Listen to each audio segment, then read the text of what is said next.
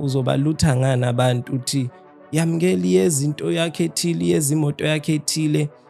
kuyashutha down okukhona i-economy ishona phansi kakhulu kunokuthi inyuke futhi akusinto ozoyifastela into vele izwi elayiprofethayo ufunda uRevelations chapter 13 uma ngabe ungayikholwa lento engiyishoyo abantu kunegrace yokuchaza izinto so ke mhlasimbe ngenxa ukuthi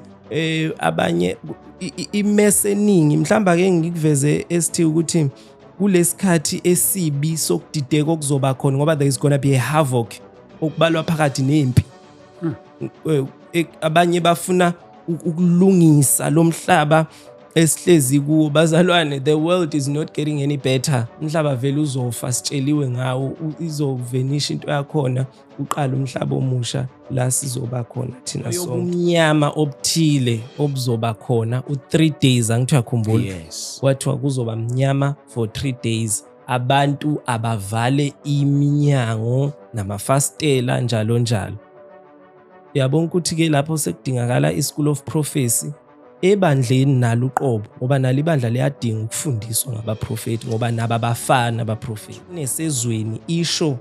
ukuthi kungabikho inkosi eright elawulayo neither upresident or anyone osemagunyeni so ngenxa ukuthi ke kungekho umuntu in charge noma accountable for abantu leyo nto isuke isho ukuthi mnyama